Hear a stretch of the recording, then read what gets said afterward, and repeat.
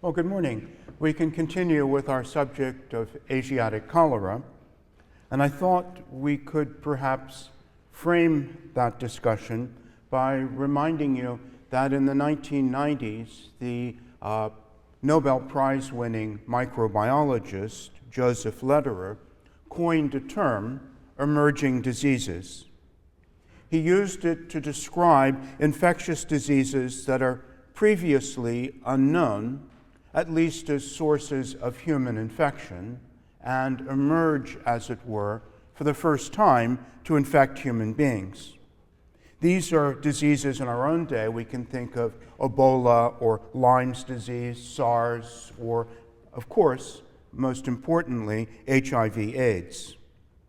Often, the press, which seems, I would argue, to suffer chronically from historical amnesia, it often treats the appearance of new infections as something unprecedented, unnatural, that never happened before. But the reality is that Charles Darwin was correct. We live in the midst of a constantly evolving microbial world in which the microbes have an inherent advantage because of the frequency of their mutations and the extremely brief length of a microbial generation compared with the human one.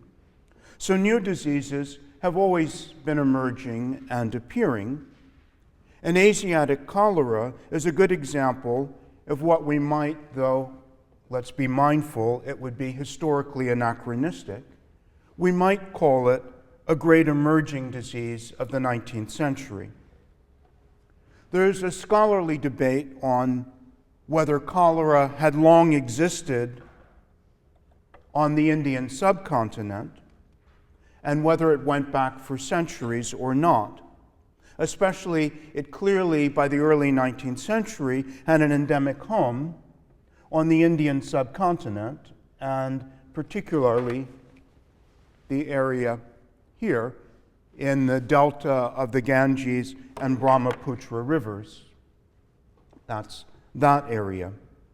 There are accounts of diseases in various writings that are suggestive of cholera well before the 19th century.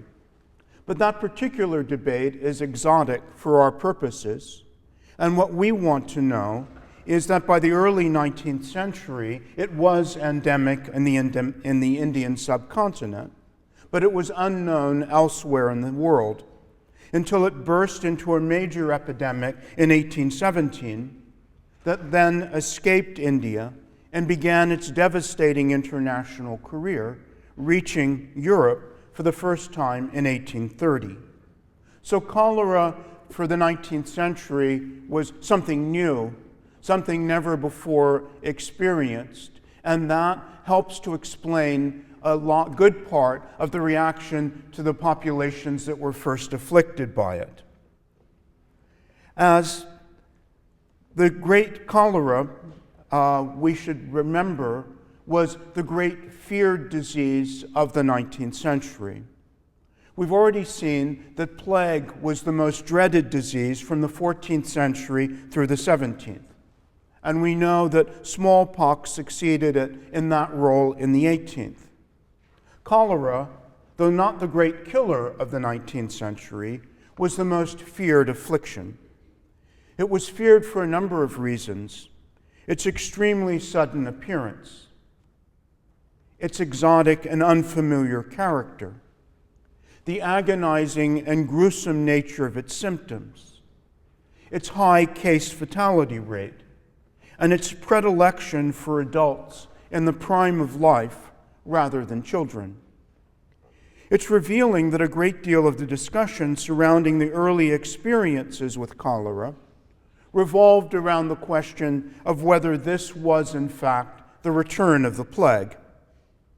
Some of the names that were given to cholera capture the fear it inspired. It was known in all kinds of ways. If you read the medical journals of the 19th century and the press, you see it was called Asiatic cholera, cholera morbus.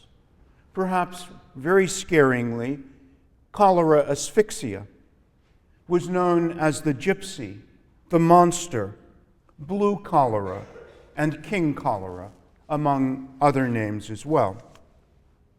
Now, since the 19th century was an era of acute social tensions, it was, as you all know, marked by a series of revolutions and is often dubbed the rebellious century for that reason. You know about the revolutions of 1830, the revolutionary wave of 1848 to 9 across the continent, when there were something like 50 revolutions within a 2-year period. Italian independence, the Paris Commune, one could go on, but due to the fact that cholera frequently accompanied those events and indisputably did heighten social and political tensions, it used to be common to speculate about whether the passage of cholera across Europe was itself a contributory factor in the coming of revolutionary outbursts. By now, it's pretty clear that the causal chain actually worked the other way around. In other words, the outbreak of revolution, war, and social order created conditions for cholera to thrive. Cholera moved, I would argue, in the wake of revolution rather than triggering it. So cholera, if it didn't cause the revolutions that marked the 19th century, there has been in recent literature a swing of the pendulum in a different direction, with a view sometimes expressed that cholera was dramatic, yes, but not a lasting influence on the history of the West after all. Some would say that it was dramatic, that it led to all sorts of short-term sound and fury, but in the long term, that argument runs, its legacy was small, and clearly nowhere near the order of magnitude of plague and smallpox.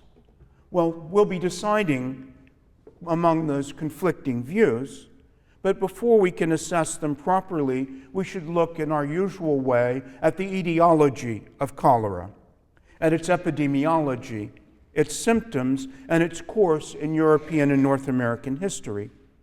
Then we'll be in a better position to judge its impact. Well, there were 7 pandemics of Asiatic cholera. The first in 1817 to 23, which was an Asian event. The second pandemic was in the 1830s and affected Asia, but also Europe for the first time, and North America. The third pandemic of 1846 to 62, afflicting Asia, Europe, again North America. The fourth pandemic from 65 to 75, again it was global. The fifth pandemic from 1881 to 96, mainly a matter of Asia and Europe. The sixth pandemic of 1899 to 23, again primarily an Asian and European event. And then the seventh pandemic from 1960 onward, that went through Asia, South America, and Africa. The last pandemic, however, has been milder and less virulent, with a new biotype, the L-Tor, which is less dramatic and less fatal than classic cholera, which is our subject, and which was the form of cholera from the first pandemic through the sixth. The endemic home of cholera, as I've said, was the Indian subcontinent in the delta of the Ganges and Brahmaputra rivers. And it was confined there until a number of developments enabled it to spread. The bacterium that causes cholera is extremely delicate and doesn't travel so easily. So it required a number of factors that enabled the disease to move beyond its original area of endemicity. What were some of those? One was colonialism itself, which meant large-scale troop movements and increasing contact between the subcontinent and the outside world. The increase in trade did the same thing in terms of increasing contact. Then there was the transport revolution, which was very important because, as I said, cholera doesn't travel so well over extended periods of time. And it was the railroad, the steamship, and later in the century, the Suez Canal, that radically reduced the traveling time from the subcontinent to other parts of the world. Another major factor was religious pilgrimages and fairs in the Indian subcontinent itself, and most especially from the European perspective, a very important factor was the Hajj, the voyage of pious Muslims to Mecca. Now that cholera afflicted Europe and North America in the 19th century wasn't therefore a matter of chance. Epidemic diseases exploit features of societies that are social, political, and economic and environmental. Now, cholera is spread, as we'll see, exclusively by the oral fecal route. That is, it's ingested by food and water contaminated by feces. And it requires, therefore, it clearly is among the diseases, certainly that we've examined so far, cholera is clearly different from plague and smallpox in that it's much more a social disease, that is to say, a disease that has a clear predilection for poverty and for pathologies of social and economic life. Cholera thrived on chaotic, rapid, unplanned urbanization, with its overcrowding and teeming slums, with inadequate and insecure water. This continues to be true with cholera in our own day. It thrives on substandard housing, on inadequate and inappropriate diet. It has a predilection for port cities, which are usually the first places to be affected. This reminds us perhaps of plague a little bit. Places in Europe like Marseille, Hamburg, Valencia, Naples were among the first and most frequently to be afflicted. Cholera thrives also on filth and the absence of sewage systems. Cholera is, among many things, a disease of poverty. Cholera also had a pronounced predilection for the poor, as I've said, and in that way it exacerbated social tensions. Cholera, as I said, was associated with revolutions, though it followed rather than provoked them. You can see that the revolt in Poland in 1830, the revolutions of 1848 to 49, when cholera is often part of the movement of troops to repress the revolutions rather than being a factor in their cause. It was conditioned by the 1860s war between Austria and Prussia as well. Well, what about the disease itself? The pathogen is this, the Vibrio cholerae, which was discovered by Robert Koch in 1883, helping to establish the germ theory of disease. Now, this will note the flagellum or tail of the Vibrio that plays an important role in the human gut, and we'll talk about that in a moment. Its transmission, you know pretty well because of your reading for this week on John Snow on the mode of communication of cholera. You know that this is one of the foundational texts of epidemiology, where he did a brilliant epidemiological job of detective work by finding the famous Broad Street pump, that the people who drank the water from that particular pump were the ones who fell ill and took the disease back to their homes. Snow did a good job of establishing that cholera then was ingested in water primarily, although it was also demonstrated later that shellfish and vegetables, that is food, contaminated with fecal matter can also play a role. This was That's John Snow. And this is the famous Broad Street pump that made such an important moment in the history of medical science and epidemiology, though it's important to remember that it may seem odd to you as you read this book and look at all of Snow's evidence to remember that in fact it failed to convince the medical profession at the time. By and large, there was a big debate about whether cholera was contagious or not. We'll be coming back to that debate and the reasons for and against. But one of the things was that John Snow was unable to demonstrate an actual mechanism. There was something in the water, but he wasn't able to establish what it was, and therefore he didn't provide a convincing mechanism. And for people who thought that probably it was some chemical factor, if it was anything, that Snow's biggest chance of making an argument was that it would be something chemical. Well, if so, and remember this was London, if there was some sort of chemical in the River Thames, surely it would be infinitely diluted. And so how would it be possible that this chemical substance, if that's what it was spreading the disease? So there was a big debate about whether Snow was actually right. It was proved later in the century conclusively that he was, but it's important to realize that for a long time his writing was very far from convincing the international medical profession. That didn't happen until the 1880s and 1890s. Well, what were some of the factors in the transmission of cholera in the West? We've talked about trade and the transport revolution. We've talked about pilgrimages.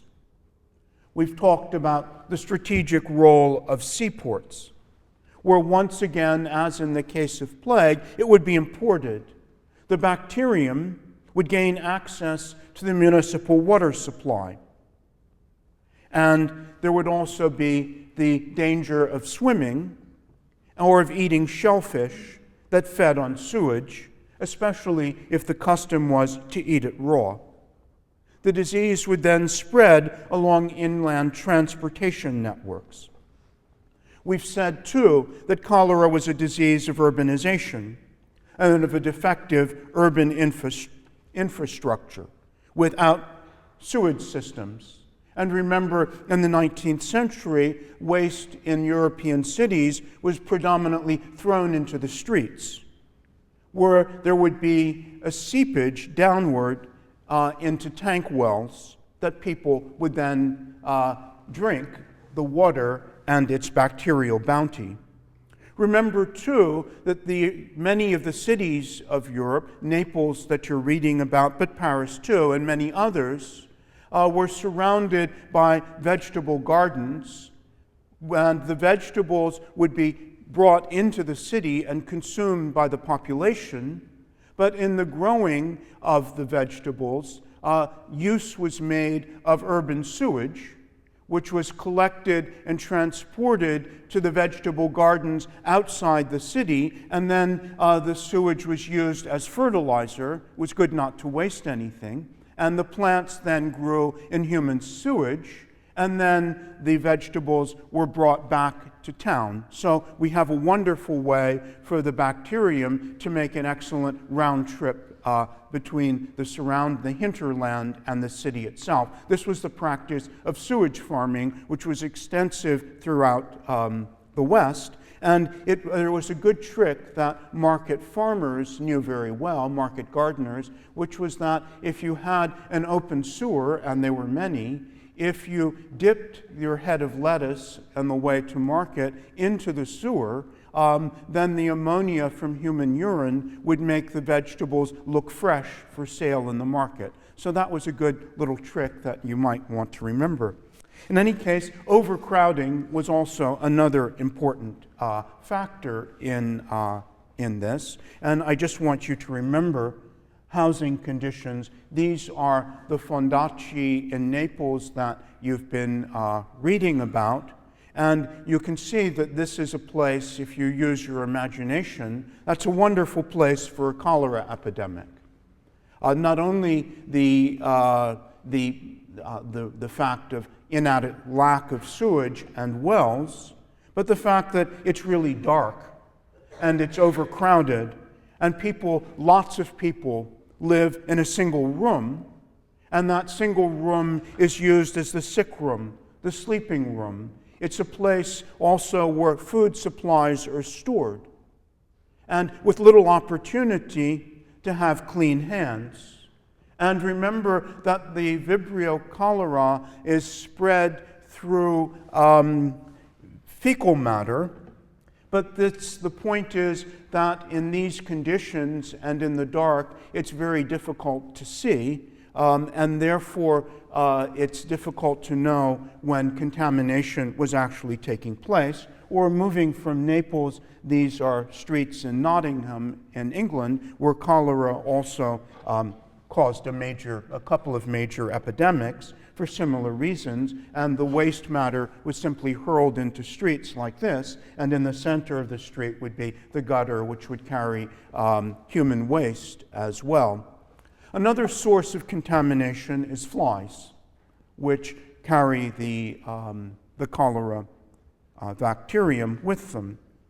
The clothing of victims, that is, the bed linen, the mattresses, and so forth, were also sources of infection, and laundresses were people who were particularly likely to fall victim. And remember that cholera spread also by asymptomatic carriers. It was possible to be shedding the bacterium without exhibiting symptoms.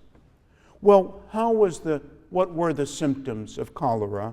And that, I'm going to argue, the symptomatology is an important factor in the social response to this dreadful disease, and it's captured by such terms as blue cholera, cholera asphyxia, and the monster. This is a picture of a representation of a cholera victim in the agony of the disease. And this is an imaginative idea of how overwhelming it is. This is a cholera patient about to be overwhelmed by the disease itself. Well, the bodily defenses against cholera are numerous. The saliva in the mouth was an important defense.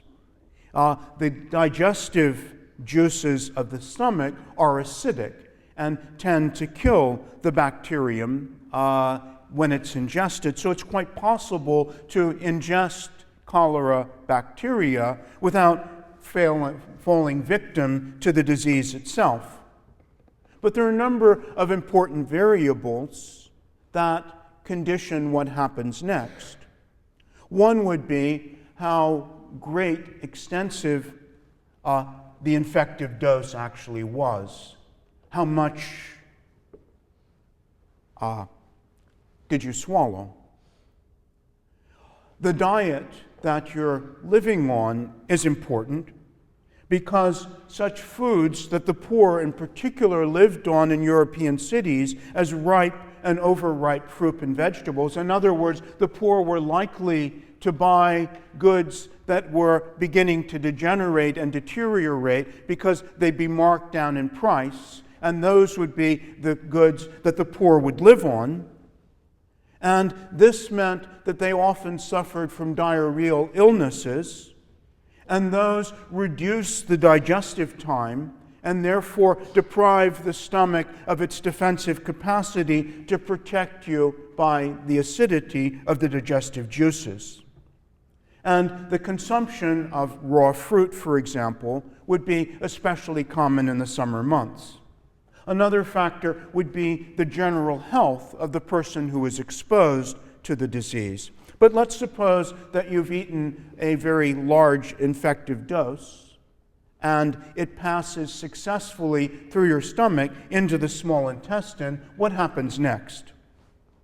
Well, there's an incubation period. It can be as short as a few hours. And this, too, was important in the social history of cholera and could last up to 3 days. The site of infection is the small intestine. There, the flagellum at the tail of the bacterium that we've seen propels the vibrio, and it attaches itself to the intestinal wall. Ironically, there the immune system of the body is usually capable of killing the bacterium, but as the bacterium dies, it releases a very powerful toxin, an enterotoxin, that's one of the most powerful poisons in nature. And its effect on the intestinal wall is to cause it to work in reverse. That is, to drain fluid from the bloodstream into the bowel, and from there it's expelled. So the mechanism by which cholera kills, first of all and predominantly, is a sort of hemorrhaging to death, in which the blood serum loses its fluid massively, liters can be expelled in a matter of a few hours, and the patient hemorrhages to death in effect, losing its blood plasma and excreting what are called the famous rice water stools, and the patient goes into hypovolemic shock. 19th-century physicians said, this is no longer a fashionable term today, but they described cholera as going through two major stages. The first was called the algid stage, which was the time of high drama and terror, which had a sudden onset without warning. And this was part of the social tensions that were generated by cholera. In other words, you could be seized suddenly with this dreadful disease out in a public place, on a tram, in a marketplace, in the streets itself, where you would fall down and start writhing, vomiting, and excreting rice water stools. This was part of the high drama of the disease. And the algid stage would last, if you survived, normally from 8 to 24 hours. As a patient, you would lose progressively, your pulse would become fainter or even almost absent. The body would turn cold and would have a livid appearance. It looked within a few hours, and this was another of the frightening aspects of this disease. Within a few hours, someone who had been healthy that morning, by the afternoon, looked cadaverized, like a person who had been wasting away from a long-term wasting illness. The breath would turn cold. The hands would look like dishwater hands. And very distressing, there would be a very severe cramping, terrible cramps, terrible abdominal pain, nausea, vomiting. And the blood itself, and physicians who were trying to treat patients by bloodletting rapidly noticed that the blood itself, deprived of its liquid content, was transformed into a black tar that refused to circulate. This could lead to heart failure, to a terrible thirst that the patient suffered, and because the blood is no longer providing adequate oxygen, the patient has the sense of asphyxiating, a terrible effort to gasping for air. Those are a couple of pictures of contemporary. I said cholera is still with us, and so I just wanted to show you the picture of a patient or a child patient today. In any case, if the patient survived the algid stage, there was then the second stage that 19th-century physicians called the reaction stage, that might last 4 or 5 days. The prognosis isn't really better, but the symptoms are. At this time, the cold body becomes warmer. There's a fever usually. The patient suffers terrible headache and is often delirious. The problem is that there were terrible complications that overtook patients in the reaction stage. Pneumonia was a frequent complication. So was kidney failure, uremia, gangrene of the extremities, the ears, the nose, fingers, toes, the penis. And there was a case fatality rate then from Asiatic cholera in the 19th century of something like 50%.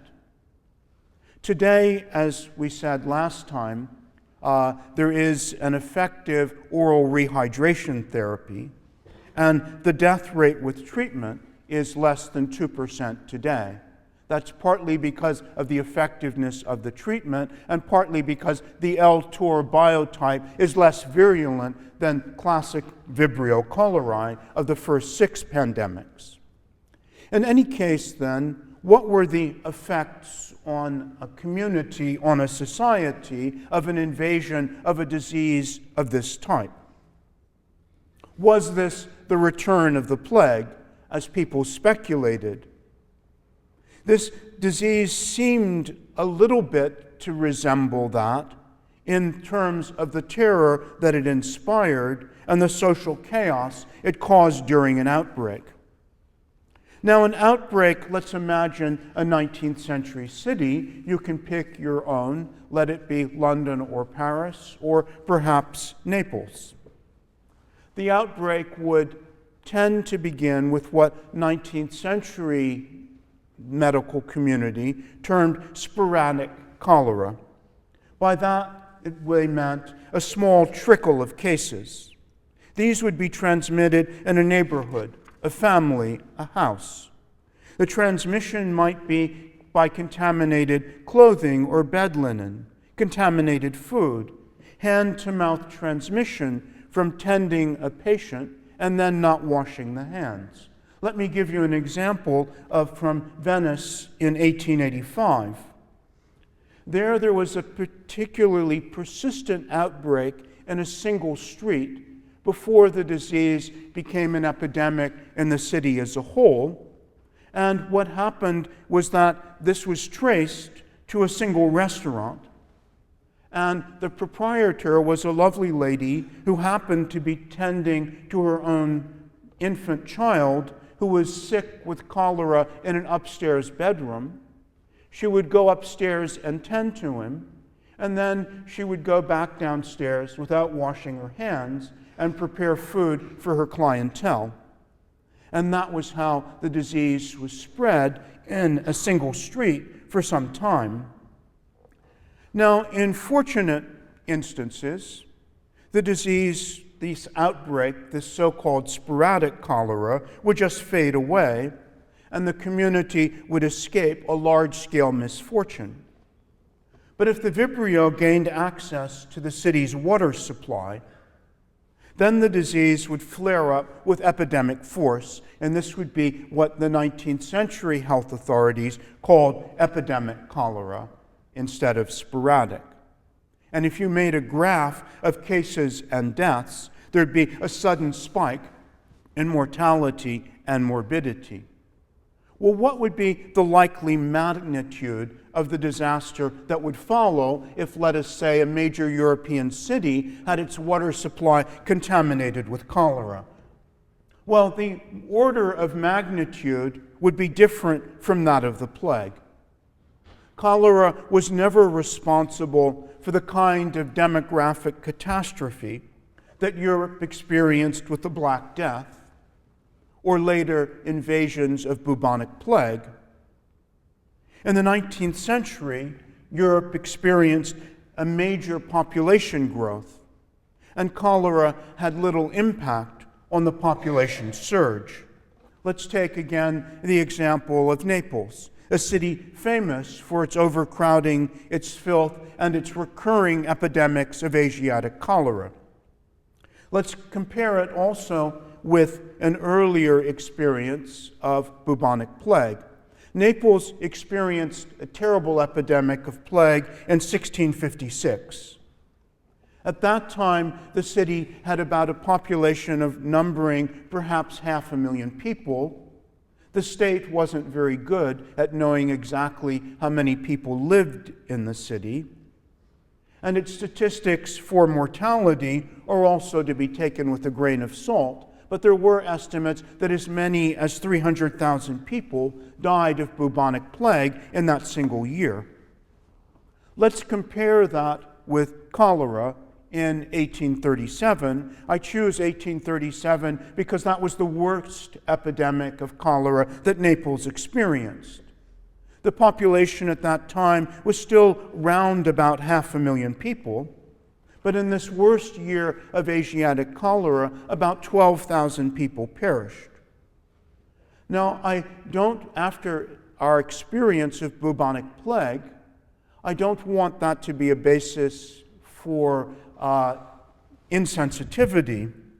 This epidemic in which 12,000 people die is a major disaster. But it didn't have the same long-term cultural, philosophical, and religious impact that the plague earlier had. And it didn't seem to convince people that the end of the world had possibly arrived. So cholera, compared with plague, is less virulent. The bodily defenses of healthy adults are often effective, and it doesn't have those efficient vectors, rats and fleas, that enabled the plague to reach every home. Also, unlike the plague, cholera didn't endure for 5 centuries, returning every generation. Cholera first invaded Europe in the 1830s, and by the 1860s, the history of cholera in the industrially advanced nations of Northern Europe was largely over. And for Western Europe as a whole, the 1890s mostly marked the end, and 1911 certainly did. So cholera had only 6 pandemic waves that ever invaded Europe, and each wave was less widespread and claimed fewer victims than the ones preceding it. That's a very different history than the history of bubonic plague. Well, how long would an epidemic last? It would normally last in a great European city for the length of the warm summer and perhaps the early fall. It would then recede and fade away with the onset of cool weather. Now, why would it fade away? Well, Robert Koch, who discovered the Vibrio cholerae, said himself that this was a question to which he couldn't give a satisfactory answer. He said that this was one of the great cholera mysteries, as he called it. But we can speculate with regard to certain factors that seem important. One would be a change in weather. Cold, dry weather is hard on the delicate Vibrio cholerae. So, like plague and cholera too in Europe, had a very pronounced seasonality. It struck during the warm months. Another factor is that after the disease had struck those people who were most at risk because of their occupations and their personal susceptibility and their living conditions, the epidemic was then like a fire that ran short of fuel. It ran short of people who were most susceptible and at high risk. And then communities also, and this was probably important, adopted measures of self-defense. And those too helped to cut short the outbreak, especially later in the century when the disease was better understood. It's now known too that the cholera can survive in a spore form in algae blooms offshore of the great port cities. And so there is a possibility too that the disease was re-imported from the waters offshore. In any case, what were the reactions to cholera in a community? Here there was an analogy possibly with plague, and that cholera too generated terror and fear. This is partly because of the agonizing nature of the symptoms of this disease. And the fact, too, was that the symptoms of cholera were analogous to something that people were already familiar with, and that is poisoning. The symptoms of cholera had symptoms that resembled someone who had taken strychnine, for example, rat poisoning. And so people were suspicious that perhaps this might be a crime rather than a natural event. Let me show you some images that convey the sense of terror that people felt at the time. This is King Cholera. We've said that's one of the terms that it was associated with, and you can see King Cholera astride the globe. This was clearly a sense of its pandemicity. Or we can look at, this is New York City, with cholera approaching, and again you can see the kind of terror that was associated with it. Or let's look as well, and you can see cholera striding over the defensive bulwarks. Those are the kinds of, this is clearly one of the early pandemics, and what you can see is the attempt to control this disease with the plague measures. You can see the troops, sanitary cordons, and all the rest trying to keep out the monster, as it was called, but those, in fact, turned out, for reasons we'll be coming to be entirely ineffective in dealing with cholera, unlike the plague. Or we can see and hear the analogy in people's minds that this might be the return of the plague is clear, because here we can see the Grim Reaper with his scythe mowing down a whole population. Or here we can see, once again in the 19th century, a revival here. This is the Danse Macabre, with death calling people. And there you can see again the Danse Macabre. Here's the invitation of death to come dance. So those are sorts of graphic illustrations of the kind of fear that this disease caused. Well, it also caused scapegoating. So imagine, for example, let's go back to the first arrival of cholera in the 1830s. In 1830, let's think of the Russian Empire. When cholera struck St. Petersburg in 1830, at that time, Russia was at war with Poland, and Russians believed at the time that the disease was an act of terror by Polish agents. So cholera gave rise to manhunts or witch hunts, the search for scapegoats. Foreigners, gypsies, someone newly arriving in town could be suspicious and therefore could be set upon and attacked as a scapegoat.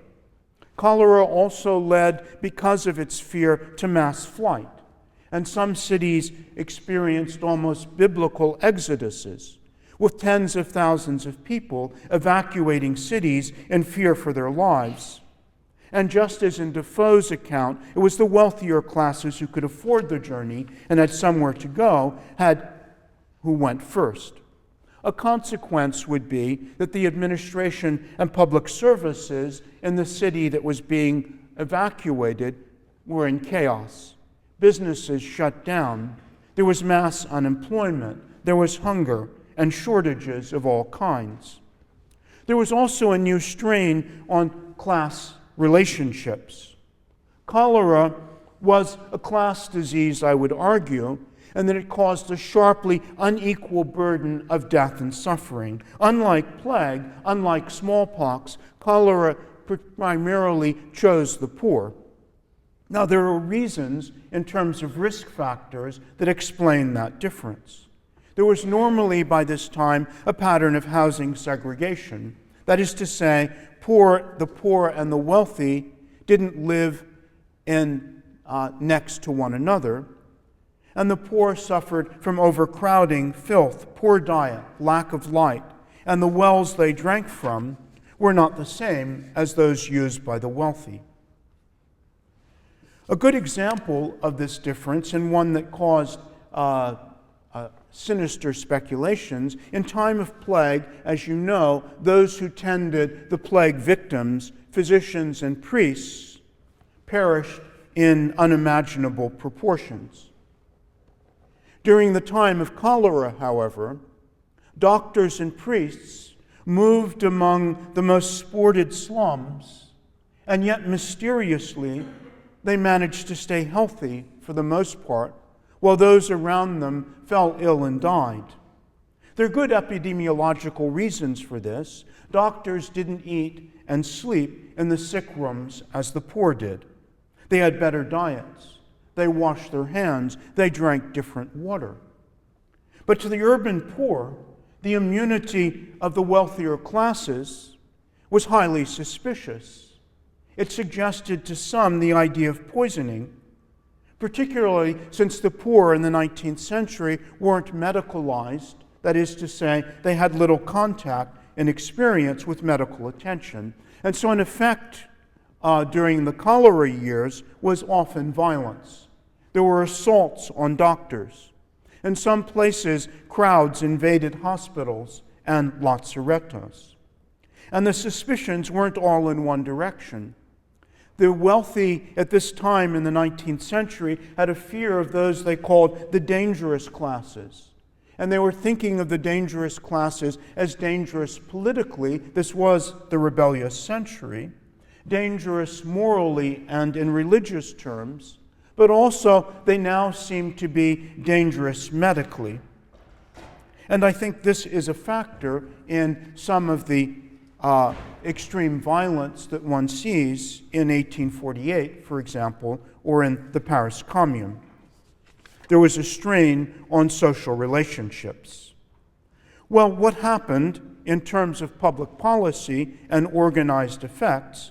Well, the first thing that happened was a tendency to revive the plague measures to contain it. Cholera put unprecedented pressure on authorities to do something, to take some sort of effective action.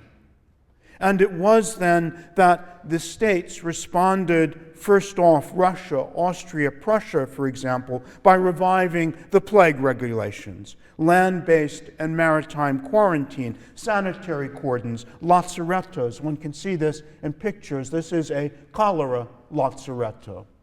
Or one can see here is cholera, the Vibrio arriving, and you can see that the Board of Health is trying to stop it, and there are sanitary cordons and all the rest. This is a depiction of the early outbreak, or the attempt, this is familiar to you from time of plague, to purify the atmosphere by burning sulfur and with fire. These were, or there were funeral regulations, and you can see here again the people bring out your dead and transporting the victims to the cemetery for rapid hasty burial, the funeral regulations. The results then were to maximize terror, economic disruption, and flight.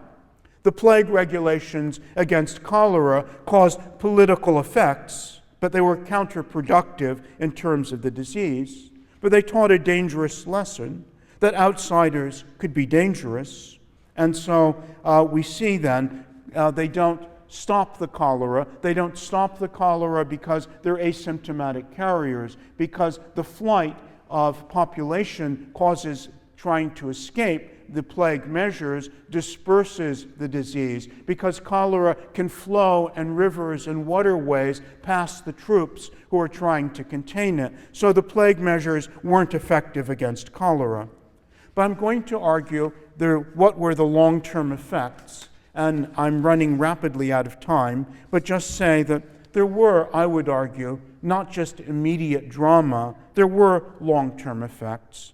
Cholera led to a big debate in the medical profession about contagionism or not. It led to the development of epidemiology as a medical discipline. It contributed to the coming of the germ theory of disease. In terms of public health, it led to a new set of measures of sanitary improvement that we'll be talking about next time, and even to the refitting and sanitary revolution in cities, and even the rebuilding of places like Paris and Naples, although the cholera was not the only fact in places like Paris, and it caused a mortality revolution in urban cities. We'll be talking more about that. There are reasons then to say that although cholera caused many of the immediate effects of terror, like the plague, it didn't lead to the same kind of mortality, and it didn't have the same long-term consequences, but it did have a number of long-term consequences that I think it's well to bear in mind. This was the great dreaded disease of the whole of the 19th century.